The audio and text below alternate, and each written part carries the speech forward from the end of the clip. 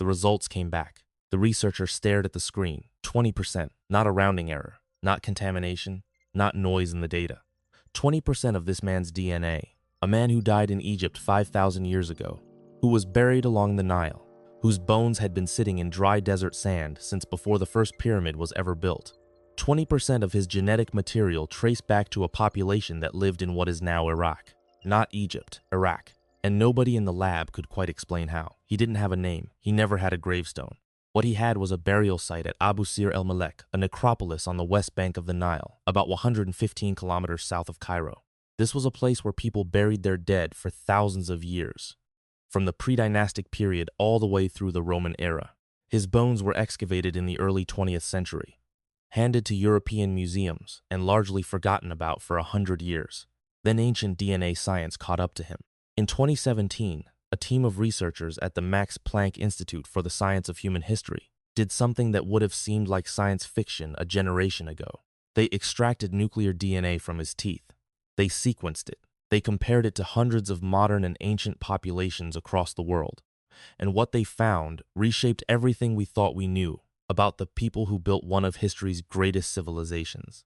But before we get to what they found, we need to talk about what they expected to find. Because the expectation is half the story. For most of the 20th century, ancient Egypt was taught as a kind of miracle. This civilization appeared in the desert, built structures that lasted thousands of years, developed writing, mathematics, astronomy, medicine, monumental architecture. And it did all of this, the story went, essentially by itself. Egypt was Egypt, self-contained, eternal, an island of genius surrounded by less sophisticated cultures. Nobody actually said it in those terms. But that was the picture that got painted in textbooks, in documentaries, in the whole cultural mythology that grew up around the pyramids and the pharaohs. Egypt looked inward. Egypt looked to the Nile. Egypt was its own world. The Mesopotamians, the people of ancient Iraq, the cultures of the Tigris and Euphrates, were understood as a separate story entirely. The Sumerians invented writing over there, around the same time or slightly earlier than the Egyptians invented their own writing system. Two parallel developments. Two separate cradles of civilization. History textbooks loved the symmetry. What the symmetry never accounted for was the DNA of a man buried in a necropolis 1,200 kilometers from modern Baghdad. Let's be precise about what 20% actually means in genetic terms, because it's easy to throw a number around and lose the weight of it. When geneticists say that 20% of someone's ancestry traces to a given population, they're not talking about a tourist who visited once. They're not talking about a single migrant 3 generations back. 20% is substantial. It means that somewhere in this man's family tree, going back centuries, maybe millennia, there was deep, sustained genetic mixing between Egyptian and Mesopotamian populations. People moved, people married, people stayed. The question is, when did that happen, and why? Here's where it gets interesting, because 5,000 years ago, Egypt wasn't in a vacuum. The evidence was there all along. We just weren't looking at the right things. The period we're talking about, roughly 3,500 to 3,000 BCE, is known to archaeologists as the Uruk period, named after one of the world's first true cities, Uruk, which sat in southern Mesopotamia in what is now southern Iraq. At its peak, Uruk had somewhere between 40,000 and 80,000 residents. That made it the largest city on Earth at the time, maybe the largest city that had ever existed. And Uruk didn't stay still.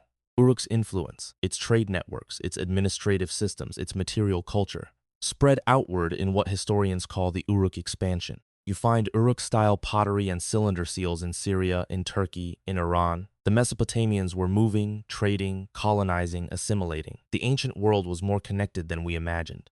The question was always, how far did that reach? Egypt in this same period, the Naqada culture, the late pre-dynastic phase, was changing fast. Something was accelerating.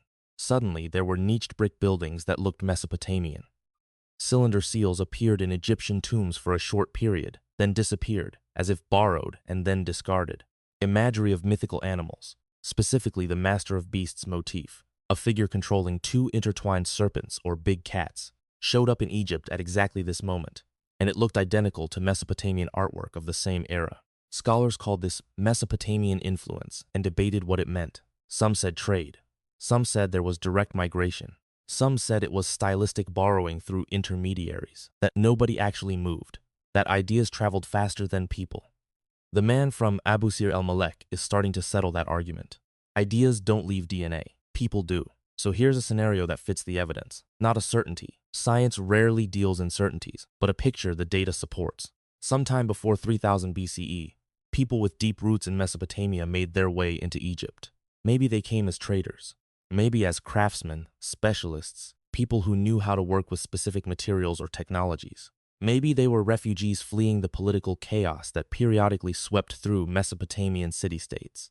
We don't know the mechanism, but they came, and they stayed long enough to leave genetic traces in the population for 5,000 years. The man we're looking at is their descendant, a fifth-generation Egyptian, maybe a 15th-generation Egyptian. We can't know exactly. Carrying in his cells the evidence of a migration that nobody recorded, because writing had barely been invented yet. The scribes weren't keeping notes. The border checkpoints didn't exist. But the biology was there, quiet and patient, waiting for the technology that could read it. Think about what this does to the story of ancient Egypt. Egypt wasn't a closed system. It was a destination, a convergence point. Even 5,000 years ago, before the pyramids, before the great pharaohs, before the iconography we've spent centuries obsessing over. Even then, the Nile Valley was drawing people from across the ancient world. And those people didn't disappear. They built things. They had children. They became Egyptian. And this is the part that should shake something loose in your thinking. Because we have spent generations treating ancient civilizations as monoliths. The Egyptians, the Sumerians, the Greeks. As if each of these was a pure, discrete people who emerged from their particular patch of ground and built their particular culture without input from anywhere else. But this skeleton is telling us something different. It's telling us that civilization was always a collaboration, that the ancient world was more like a network than a collection of isolated nodes, that the things we think of as distinctly Egyptian, the organizational genius, the architectural ambition, the symbolic density of their culture, might have emerged from friction between multiple peoples, multiple traditions, multiple ways of understanding the world. The 20% isn't a footnote. It's a mechanism. There's something else worth sitting with here. We only know this because of one mummy. One set of bones that survived in the right conditions, ended up in a museum, and got sequenced at the right moment in the history of technology. How many others were like him?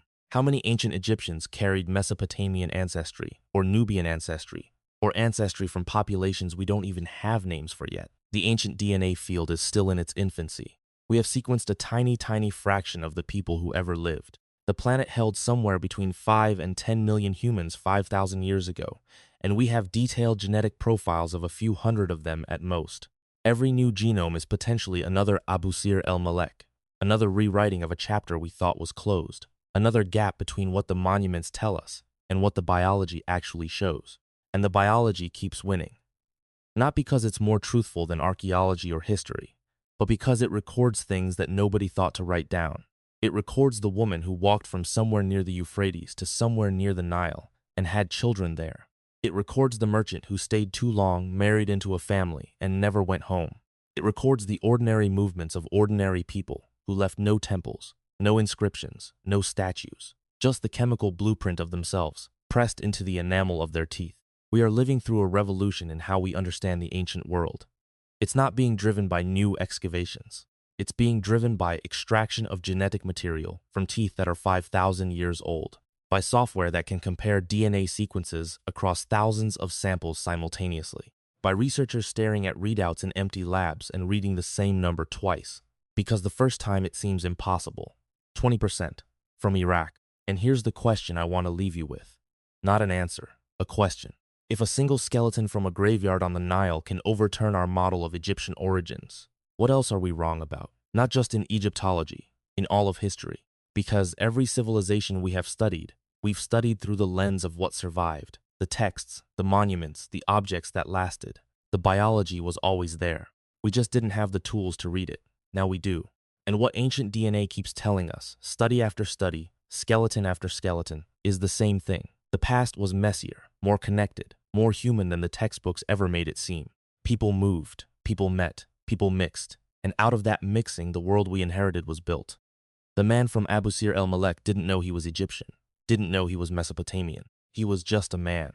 He lived along the Nile, he died, he was buried, and 5,000 years later, his teeth told us something that changes everything. If this kind of history, the history that hides in bones, The findings that quietly dismantle what we thought we knew. If that's the kind of thing that keeps you watching, there's more of it here. The comment I want you to leave isn't about the video. It's this. What other ancient civilization do you think we've got completely wrong? Because I have a list, and we're going to go through it.